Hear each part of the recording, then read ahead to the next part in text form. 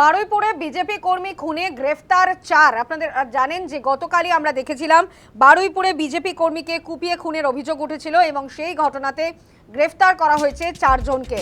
ধৃত সুজন মণ্ডল, কৃষ্ণা মণ্ডল, কনক মণ্ডল এবং অনিল নাইয়া। পুজো কমিটির মিটিংকে কেন্দ্র করেই অশান্তি। আমরা কথা বলবো, আমাদের সঙ্গে টেলিফোন লাইনে রয়েছেন আমাদের প্রতিনিধি প্রসেনজিৎ সাহা।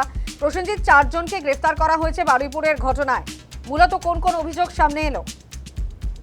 যেমনটা জানা যাচ্ছে যে এই বাপি প্রামাণিক যে কিনা এলাকায় বিজেপি দল করতো এবং তৃণমূলের অত্যাচারে দীর্ঘ প্রায় 18 বছর সে ঘর ছাড়া ছিল। অবশেষে দল ক্ষমতায় ফেরার পর বাপি বাড়িতে ফিরেছিল, কিন্তু সে যখন এলাকায় ফেরে তখন সে জানতে পারে যে এই সুজন মণ্ডল যে কিনা তৎকালীন বুথ সভাপতি ছিল বিজেপির এবং পাশাপাশি এলাকার পঞ্চায়েত সদস্য, সেই সুজন মণ্ডলের নেতৃত্বে এলাকায় তোলাবাজি, জমি দালালি, সাধারণ মানুষকে হেনস্থার মতো কাজ এই সুজন মণ্ডল করছে এবং তারই প্রতিবাদ বাপি করেছিল এবং দলকে সেই সমস্ত বিষয় তথ্য প্রমাণ সহ দিয়েছিল বাপি।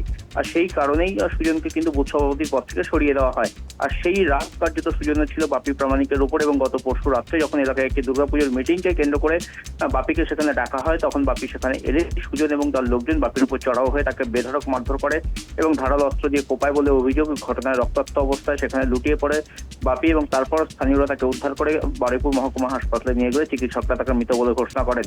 এই সুজন মণ্ডল সহ 4 জনকে ইতিমধ্যে গ্রেপ্তার করেছে পুলিশ এবং ধৃতদেরকে আজকে বারুইপুর মহকুমা আদালতে তোলা হবে। তাদেরকে নিজেদের হেফাজতে নিয়ে এই ঘটনায় আরো তদন্ত করতে চাইছে পুলিশ। এই সুজন সহ যে 4 জন ধরা পড়েছে এরা ছাড়া আর কেউ ছিল কিনা এই ঘটনায় জড়িত এবং সঠিক কি কারণে বাপিকে এইভাবে পিটিয়ে নৃশংসভাবে কুপিয়ে খুন করা হলো সে বিষয়ে তদন্ত করতে চাইছে পুলিশ। বেশ, ধন্যবাদ প্রসেনজিৎ।